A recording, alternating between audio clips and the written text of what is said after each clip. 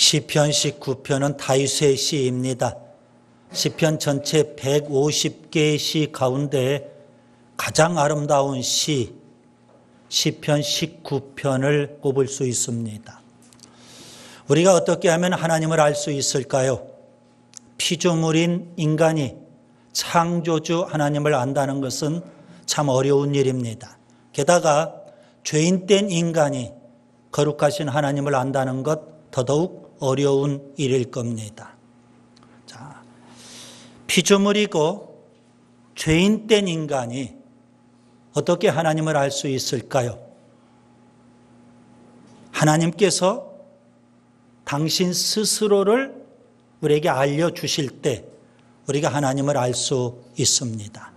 이것을 신학적으로는 계시 이렇게 표현합니다. 여러분 요한계시록 할 때 그 계시라는 단어가 바로 여기에 쓰는 단어입니다. 하나님께서 자기 계시를 하실 때 하나님께서 계시해 주시는 범위 안에서 우리가 하나님을 알 수 있습니다. 오늘 저는 시편 19편을 세 단락으로 나누고요. 특별히 우리가 하나님을 어떻게 알 수 있느냐 세 가지를 말씀드리려고 합니다. 첫째, 일반 계시를 통해서 우리가 하나님을 알 수 있습니다. 여러분 본문 1절에서 6절을 보겠습니다. 다윗은 자연을 통해서 하나님을 깨닫고 하나님을 노래하고 찬양하고 있습니다. 이것을 일반 계시 혹은 자연 계시라고 표현합니다. 여러분 일반 계시라는 것은 하나님께서 창조하신 자연을 통해서 혹은 인류의 역사 가운데 하나님께서 역사하신 게 있죠. 역사를 통해서 그리고 우리의 양심 통해서 하나님께서 당신을 계시하셨다. 이게 바로 일반 계시입니다. 그런데 일반 계시는 약간 약점이 있습니다. 하나님을 아주 선명하게 알 수는 없고요.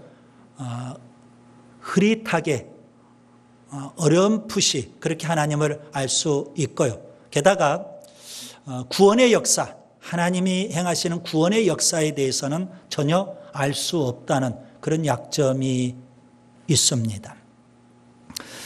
바울은 신약 성경이죠. 바울은 이 일반 계시에 대해서 어떻게 말씀하고 있을까요? 로마서 1장 19절 20절입니다. 이는 하나님을 알만한 것이 그들 속에 보임이라. 하나님께서 이를 그들에게 보이셨느니라. 창세로부터 그의 보이지 아니하는 것들 곧 그의 영원하신 능력과 신성이 그가 만드신 만물에 분명히 보여 알려졌나니 그러므로 그들이 핑계하지 못할지니라 했습니다. 여러분 우리가 다윗처럼 하나님께서 창조하신 우주 만물을 통해 하나님을 알 수 있다면 얼마나 좋을까요? 신비스러운 우주, 아름다운 자연을 보고 우리가 하나님을 노래하고 찬양할 수만 있다면 얼마나 좋을까요? 여러분 찬송가에 보면 특별히 찬송가 79장에서는 하나님을 이렇게 노래하고 있습니다. 주 하나님 지으신 모든 세계 내 마음속에 그리어볼 때 하늘의 별 울려 퍼지는 뇌성 주님의 권능 우주에 찬네. 숲속에나 험한 산골짜기에서 지저귀는 저 새소리들과 고요하게 흐르는 시냇물은 주님의 솜씨 노래하도다. 주님의 높고 위대하심을 내 영혼이 찬양하네. 주님의 높고 위대하심을 내 영혼이 찬양하네. 여러분 이 찬송은 하나님이 창조하신 우주 만물, 특별히 하늘의 별과 뇌성, 심지어 새소리들, 골짜기의 물소리들 그러한 것들을 통해서 하나님의 존재하심을 깨닫고 하나님의 크고 위대하심을 노래하고 있는 찬송입니다. 여러분 본문 3절과 4절을 보세요. 다윗은 이렇게 말합니다. 언어도 없고 말씀도 없으며 들리는 소리도 없으나 그의 소리가 온 땅에 통하고 그의 말씀이 세상 끝까지 이르도다. 여러분 우리는 귀로 듣는 것 그리고 눈으로 보는 것 여기에 아주 익숙합니다. 그리고 귀로 들은 것, 눈으로 본 것, 그것이 전부로 그렇게 생각을 합니다. 그러나 다윗은요, 다른 사람들이 듣지 못하는 무언의 음성을 들어요. 다른 사람들이 보지 못하는 영광스러운 모습을 봐요. 하나님께서 창조하신 우주 만물, 대자연을 통해서 그 하나님의 무언의 음성을 듣기도 하고 하나님의 그 영광스러운 모습을 보기도 해요. 여러분 본문 1절을 보세요. 하늘이 하나님의 영광을 선포하고 궁창이 그의 손으로 하신 일을 나타내는도다. 여러분 우주 만물이 하나님을 전하고 있다는 겁니다. 우주 만물이 하나님의 영광을 선포하고 있다는 겁니다. 본문 2절도 보세요. 날은 날에게 말하고 밤은 밤에게 지식을 전한다. 여러분 낮은 낮대로 밤은 밤대로, 날이면 날마다 밤이면 밤마다 우주 만물이 하나님을 선포하고 있고 하나님의 영광을 드러내서 보여주고 있는 거예요.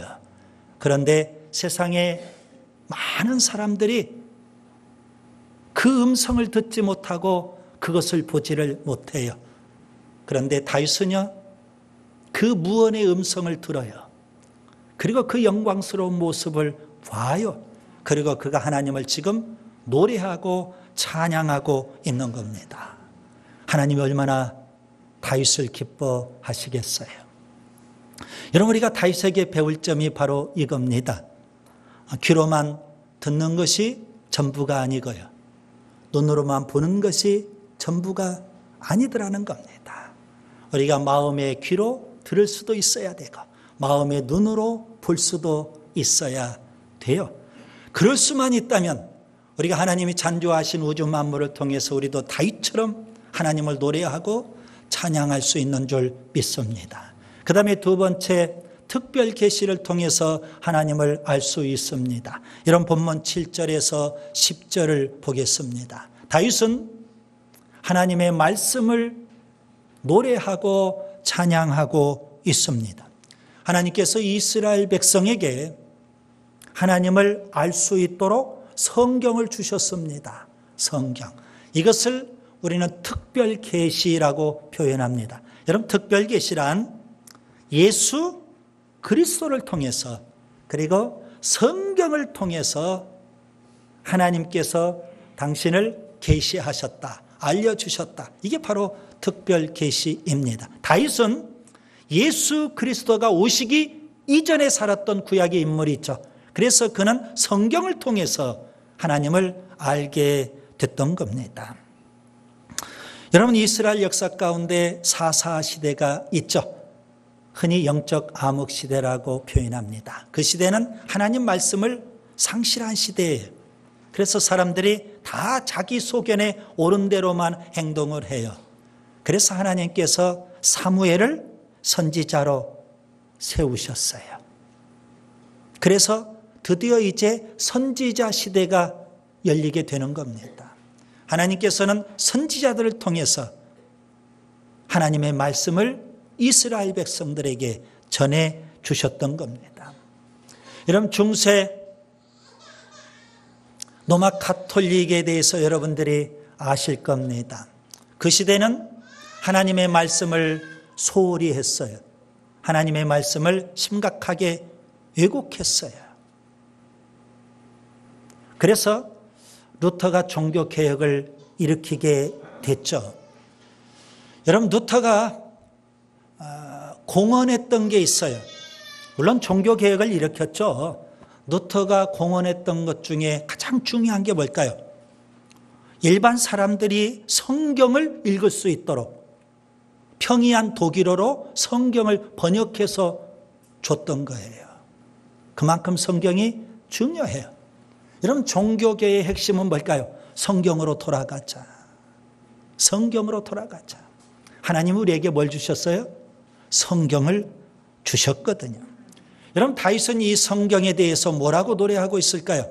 본문 7절과 8절에 보면 그가 네 가지로 성경을 노래합니다. 첫째, 본문 7절을 보세요. 여호와의 율법은 완전하여 영혼을 소성시킨다 했습니다.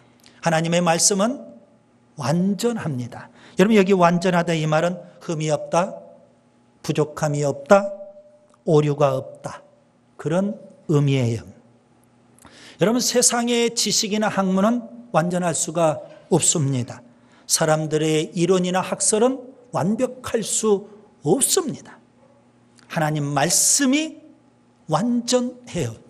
그 하나님 말씀이 심지어 죽은 영혼을 살리기도 하는 거예요. 소성시킨다. 여러분, 하나님의 말씀이 침체된 영혼을 회복시킬 수 있고요, 죽은 영혼을 살릴 수 있어요. 생명의 말씀이 되는 거예요. 그 다음에 두 번째 본문 7절 계속 보시면 여호와의 증거는 확실하여 우둔한 자를 지혜롭게 한다고 했어요. 하나님 말씀은 확실해요. 여기 확실하다 이 말은 신뢰할 만하다, 믿음직스럽다, 그런 의미예요.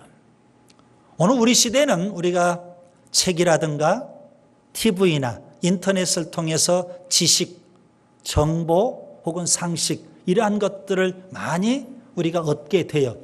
오늘 우리 시대는 지식과 정보의 홍수 시대에 우리가 살고 있어요.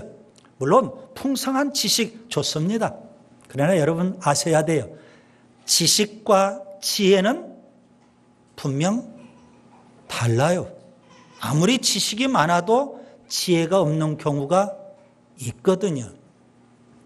그래서 사람들이요, 인생을 어떻게 살아야 되는지, 무엇을 해야 되는지, 어디로 가야 되는지 그걸 모르기 때문에 갈팡질팡 그렇게 헤매고 있는 거예요.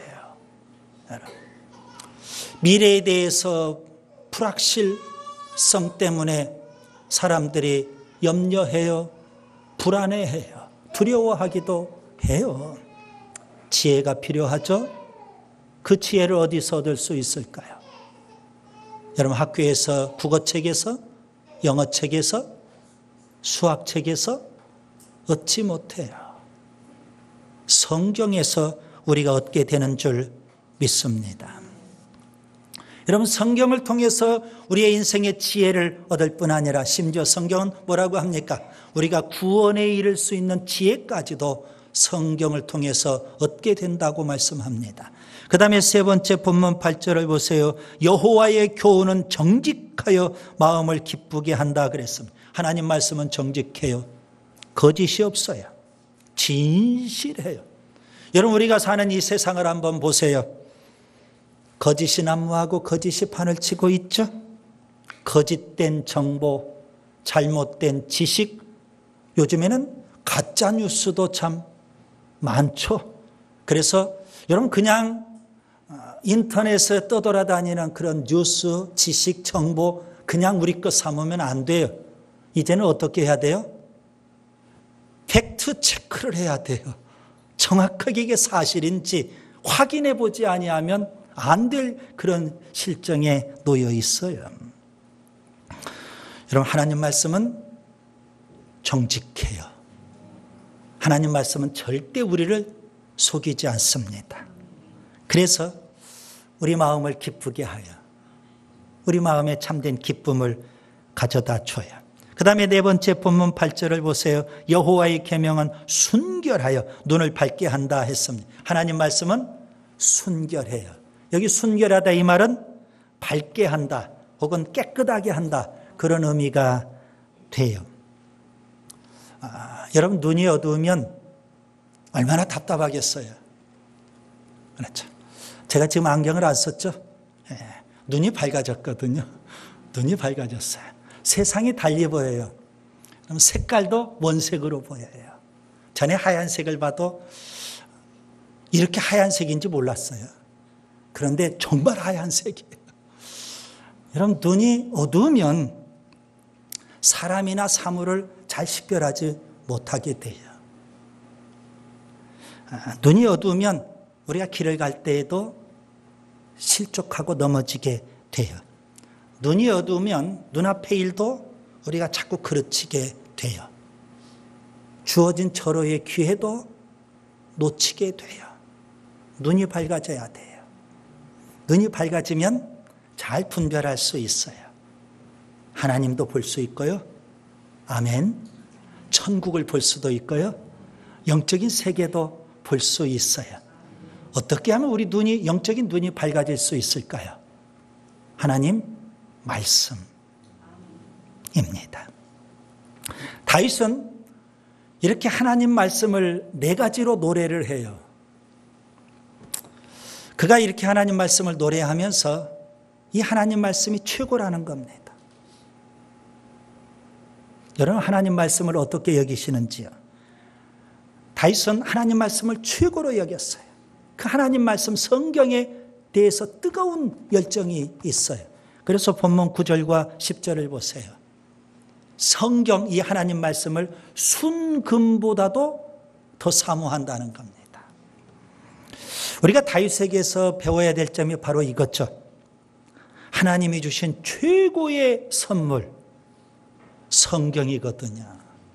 그런데 예수 믿고 예배당 안에 있는 사람 가운데서도 이 사실을 모르는 사람이 너무 많아요. 시편 119편 72절, 주의 입의 법이, 하나님 말씀이 내게는 천천 금은보다 좋으니이다. 정말 여러분, 하나님 말씀 성경이 천천 금은보다 좋으세요? 고민해 봐야 돼요. 정말 고민해 봐야 돼요. 천천 금음을 주면서도 내 손에서 성경을 빼앗아 간다면 우리가 절망해야 되는데, 이거 참 문제예요. 조심스럽게 여러분에게 한번 묻는 겁니다. 여러분, 성경을 얼마나 귀하게 여기시는지요? 성경을 통해서 우리가 하나님을 알 수가 있고요. 구원에 이르는 지혜도 얻게 되고요. 인생에 참된 지혜도 얻게 되는데, 성경을 통해서 우리 영안이 밝아지는데, 이 귀한 성경을 우리가 너무 소홀히 하고 있지는 않는지요. 디모데후서 3장 15절, 성경은 능히 너로 하여금 그리스도 예수 안에 있는 믿음으로 말미암아 구원에 이르는 지혜가 있게 하느니라. 우리에게 영적 지혜를 주는 성경. 여러분, 이 성경이 우리에게 주어지기까지 얼마나 많은 사람들이 땀 흘렸을 것이고 희생했을 것이고, 얼마나 많은 사람들이 피를 흘렸을 것이고, 얼마나 많은 사람들이 목숨을 바쳤을까요? 그렇게 해서 우리 손에 성경이 주어져 있어요. 그런데 우리는 이 성경을 너무 귀하게 여기지를 못해요. 오늘 다윗은 성경을 너무 귀하게 여겼어요. 성경에 대한 열정이 너무 뜨거웠어요. 순금보다도 성경을 더 사모한다는 거예요. 저는 이 시간 이렇게 한번 말씀드리려고 합니다. 성경은 우리에게 주어진 최고의 기적 중의 기적이고, 아멘. 성경은 하나님이 우리에게 주신 복 중에 최고의 복이다. 성경이에요. 이 성경이 바로 특별 계시입니다. 그 다음에 세 번째, 말씀 묵상을 통해서 하나님을 알 수 있습니다. 본문 11절에서 14절을 보겠습니다. 여러분, 성경은 성령의 영감을 받은 사람들이 기록한 하나님의 말씀, 그래서 이걸 특별 계시라고 하는데요. 여러분, 하나님 말씀이, 성경이 기록된 말씀으로 끝난다면 무슨 의미가 있겠어요? 우리 각자에게 구체적으로 적용이 되어야 되지 않을까요? 자, 성경은 하나님이 특별 계시로 주셨지만 이것을 객관적인 계시, 이렇게 표현할 수 있겠죠. 이 객관적인 계시가 개인적인 계시가 되어야 돼요. 나에게 주시는 말씀. 구체적으로 내가 적용을 해야 되는 거 아니겠습니까? 본문 11절을 보세요. 다윗은 자신을 뭐라고 고백합니까? 오늘 본문에 보면 다윗은 스스로를 주의 종, 이렇게 고백하고 있어요. 다윗은 하나님 말씀 앞에 주의 종으로 살았어요. 이게 무슨 의미일까요? 여러분, 종이라면 노예죠. 고대 세계의 종, 노예.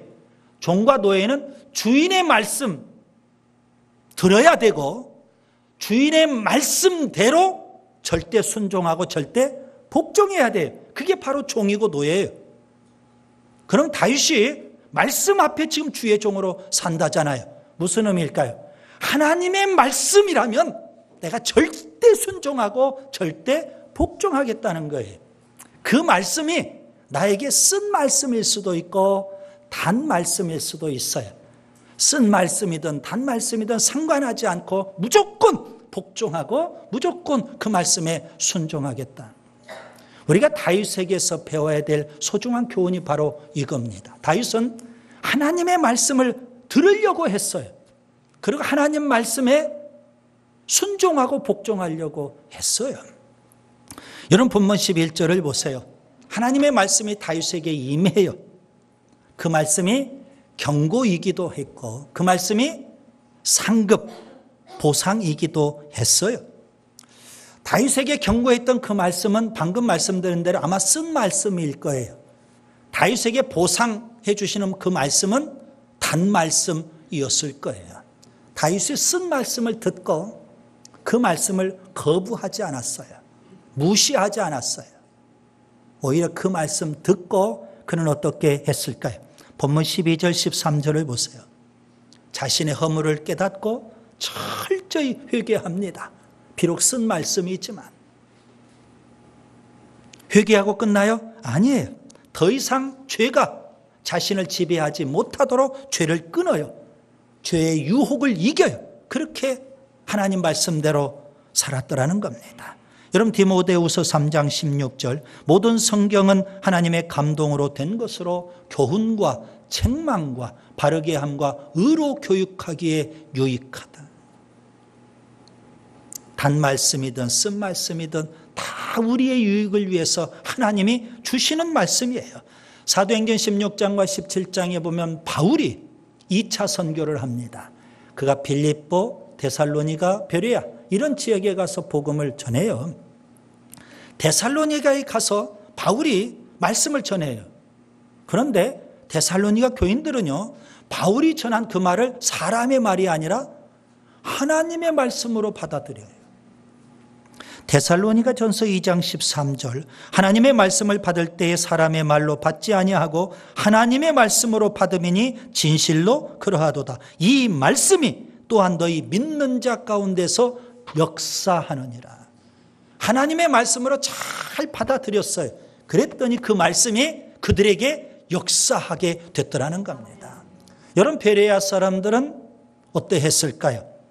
사도행전 17장 11절에 보면 베레아에 있는 사람들은 데살로니가에 있는 사람들보다 더 너그러워서 간절한 마음으로 말씀을 받고 이것이 그러한가 하여 날마다 성경을 상고하니라. 간절한 마음으로 말씀을 받아요. 그리고 이 말씀이 그러한가 하면서 말씀을 깊이 묵상을 해요. 상고했다는 것은 묵상을 넘어서 연구, 공부했다는 거예요. 그렇게 하나님 말씀을 받아들이는 거예요. 적용을 해요. 여러분 우리가 흔히 성경을 세계 최고의 베스트셀러라고 표현합니다. 이제 예수 믿든 믿지 않든 집에 다 성경책 한 권 정도는 소지하고 있을 정도예요. 여러분 성경을 소유했다고 해서 성경을 소지했다고 해서 그게 무슨 의미가 있겠어요? 이제 모든 사람들이 다 성경을 갖고 있을 정도가 됐는데요. 기록된 이 하나님의 말씀이 어떻게 하면 살아서 역사할 수 있을까요? 객관적인 계시인 이 하나님의 말씀 성경이 어떻게 하면 개인적인 계시로 우리에게 주어질 수 있을까요? 오늘 본문 14절 다윗은 이렇게 말합니다. 내 입의 말과 마음의 묵상이 주님 앞에 연락되기를 원하나이다. 다윗은 어떻게 해요? 말씀을 묵상해요. 말씀을 묵상하니까 그 말씀이 개인적으로 하나님이 주시는 계시가 돼요. 그 말씀이 살아서 역사하는 거예요. 뭐 할 때? 말씀을 묵상할 때. 히브리서 4장 12절 하나님의 말씀은 살아있고 활력이 있어 좌우의 날선 어떤 검보다도 예리하여 혼과 영과 및 관절과 골수를 찔러 쪼개기까지 하며 또 마음의 생각과 뜻을 판단한다. 하나님 말씀은 살아있거든요. 여러분, 기록된 말씀 가운데 하나님 말씀이 갇혀 있으면 안 되잖아요. 살아있어야 돼요. 그 말씀이 나에게 살아서 역사해야 돼요. 어떻게 하면? 말씀을 묵상하면. 여러분, 성경을 이제 소유했다면 이제는 말씀을 묵상할 수 있기를 바랍니다. 묵상을 통해서 그 하나님 말씀이 살아서 내 삶에 역사하는 것을 여러분들이 체험할 수 있기를 바랍니다. 이제 말씀을 정리합니다. 피조물이고 죄인된 인간이 어떻게 하나님을 알 수 있을까요? 불가능한 일이죠. 하나님께서 알려주실 때 우리가 하나님을 알 수 있어요. 이것을 계시라고 해요. 계시에는 크게 두 가지가 있어요. 일반 계시, 자연을 통해서, 역사를 통해서, 양심을 통해서 하나님은 당신을 계시하셨어요. 그러나 일반 계시는 좀 부족해요. 하나님을 희미하게 알 뿐이에요. 그리고 하나님의 구원의 역사에 대해서는 전혀 알 수가 없어요. 그래서 하나님께서는 특별 계시라는 걸 주셔요. 특별 계시 속에는 예수 그리스도와 성경이 있어요. 예수 그리스도를 통해서, 성경을 통해서 하나님을 알 수 있고요. 하나님 우리에게 행하신 구원의 역사도 우리가 알게 돼요.